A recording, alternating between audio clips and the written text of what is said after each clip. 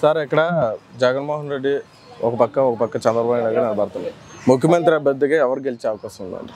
ప్రస్తుతం ఉన్న పరిస్థితుల్లో ముఖ్యమంత్రి అభ్యర్థిగా చంద్రబాబు నాయుడు గారు వస్తేనే ఆయన గవర్నమెంట్ ఫామ్ చేస్తేనే ప్రస్తుతానికి రాష్ట్రాన్ని ఒక అడుగు ముందుకు వేయగలం.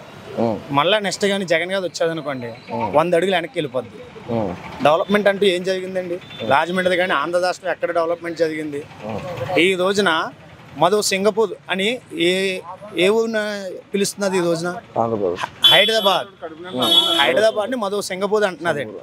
దేనివలన హైదరాబాద్ డెవలప్మెంట్ చేసింది ఎవరు? నారా చంద్రబాబు నాయుడు గారు.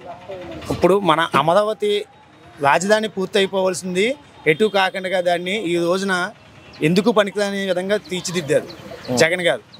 ఏమండి, పోలవరం ప్రాజెక్ట్ అయిపోతుంది ఇదిగో ఇప్పుడు అయిపోతుంది, నెలలో అయిపోద్ది, 3 నెలలు అయిపోద్ది అని చెప్పి చెప్పుకొచ్చారు. ఎక్కడైందండి? చంద్రబాబు నాయుడు గారు చేసిన పనులు ఎక్కడ పడితే అక్కడ అలాగే ఆగిపోయి ఉన్నాయి.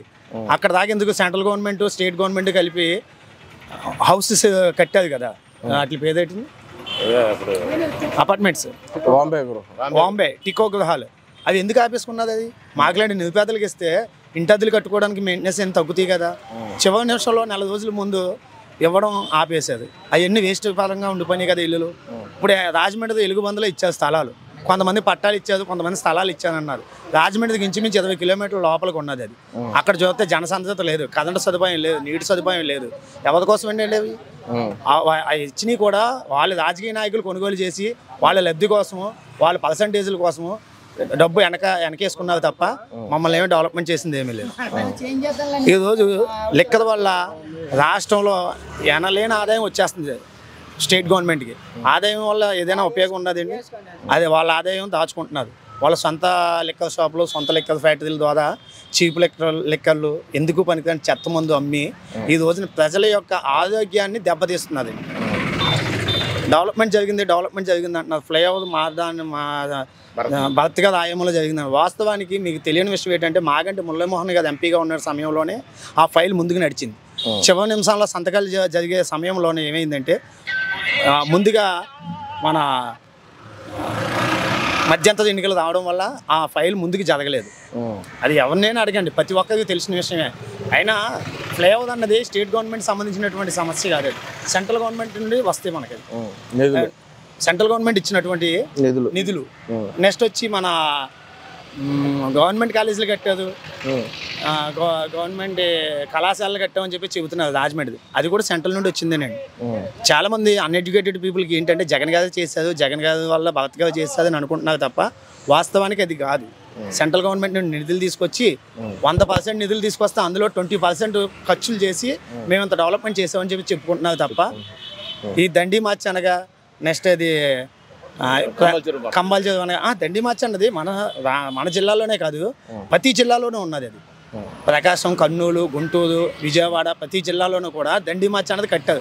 అది ఎవరు పంపించేది? ఇది సెంట్రల్ గవర్నమెంట్ నుండి నరేంద్ర మోడీ గారు పంపినటువంటి నిధులతో, నరేంద్ర మోడీ గారి ఆలోచనతో జరిగినటువంటిది.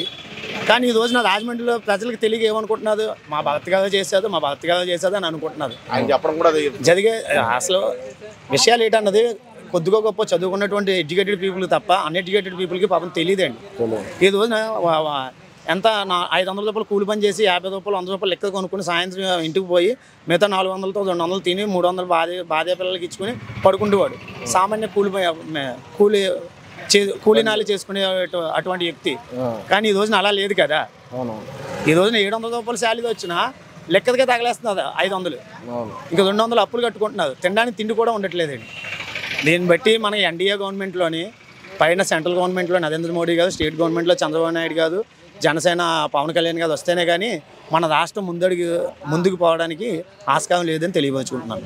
వీళ్ళు ముగ్గురు రావాలని కోరుకుంటున్నాను. కంపల్సరీ రావాలి. ఇప్పుడు పవన్ కళ్యాణ్ గారు పిఠాపురం పోటీ చేస్తున్నారు. అవును, ఆయన ఎమ్మెల్యేగా అక్కడ గెలిచే అవకాశం ఉంది. 100% గెలుస్తుందండి.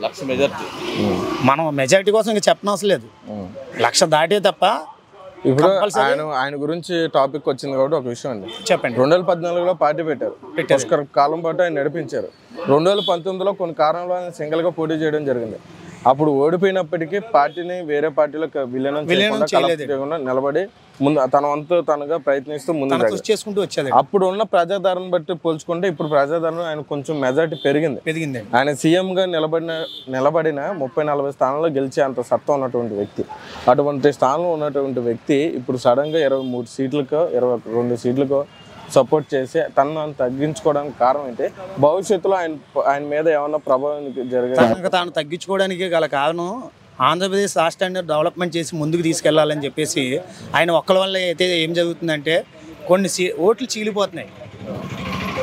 ఎవరు జనసేన పార్టీ వల్ల పవన్ కళ్యాణ్ మీద ఉన్న అభిమానంతో కానీ పవన్ కళ్యాణ్ చేసే పనుల వల్ల కానీ తనకు పడే ఓట్లు తనకి ఓటింగ్ వెళ్ళిపోతుంది. ఈ నారా చంద్రబాబు నాయుడు గారి ఓటింగ్ ఆయనకి తగ్గిపోతుంది. వీళ్ళిద్దరూ కలిస్తే రాష్ట్రాన్ని ముందు ప్రగతి పథంలో నడిపిద్దామని చెప్పేసి ఇద్దరు కలిపి చేస్తున్నా కూటమిగా ఏర్పడి చేయడం జరుగుతుంది. అదే సో వీళ్ళు గెలిచే అవకాశం ఉంది, 100% గెలిచే అవకాశం ఉంది. ఓకే.